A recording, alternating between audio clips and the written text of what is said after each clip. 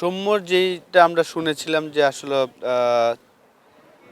১০ দিন বা ১২ দিন পরে হয়তোবা তার সেলাইটা যদি খুলে ফেলে তারপরে হয়তোবা সে দেখবেন অ্যাটলিস্ট আমার মনে হয় যে ৩ সপ্তাহ পরে আমরা তাকে পাবো। আমি আশা করি যেহেতু সে ব্যাটসম্যান, ব্যাটিংও ভালো করছেন, রিদম সব কিছু ঠিক আছে। জাস্ট ওই শিলাইয়ের ওই জায়গাটা যদি ভালো হয়ে যায় ইনশাল্লাহ তাহলে তো আমরা কয়েকটা ম্যাচ তো আমরা মিস করবো, এটা আমরা সবাই জানি। আমি আশা করছি যে আমরা হয়তোবা সিলেটের আমাদের যে 4টা ম্যাচ হবে সেখানে হয়তোবা আমরা শেষের দিকে তাকে পাবো, এটা আশা করছি। সাইফুদ্দিন আসলে গ্লোবাল টি-20তে খেলেছিলেন প্রথম ম্যাচটা, তারপরেই আসলে একটু ব্যথা ফিল করছিল। সেখানে আমরা সব কিছুই করেছিলাম, এমআরআই সব কিছু করানো হয়েছিল।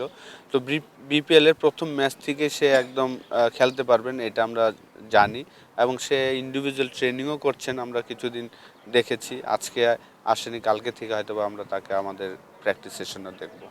না, ডেফিনেটলি এটা তো আমরা চিন্তা করবই যে কোন টিমের সাথে খেলছি এবং তাদের ফিটনেস লেভেলটা কেমন আছেন, সেই সব চিন্তা করেই আসলে সিলেকশনটা হবে। যেন পুরোপুরি ফিট হয়ে যেন পুরো টুর্নামেন্টটা খেলতে পারে, এটা তো অবশ্যই আমাদের কোচিং স্টাফ আমরা যারা আছি এটা তো দেখবো অবশ্যই। জি, এটা খুবই ভালো লাগছে। প্রথম বিপিএলে আইকন প্লেয়ার ছিলাম, পরের বিপিএলে সেঞ্চুরিও করেছিলাম যেটা বললেন।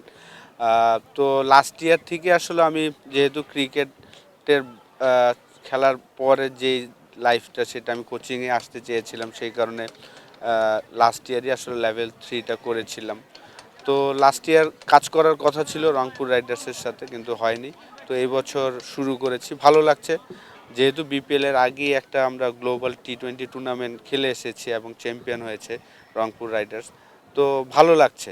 এবং মিকি আর তার মতন একজন কোচের সাথে আসলে কাজ করছি, আমার মাত্র শুরু।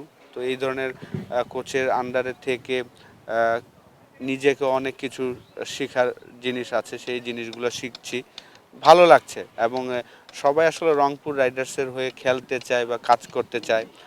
খুবই অর্গানাইজ একটা ফ্র্যাঞ্চাইজি আমি মনে করি। তো ভালো লাগছে যে এই টিমের সাথে পুরা বিপিএলটা কাটাতে পারবো ইনশাল্লাহ।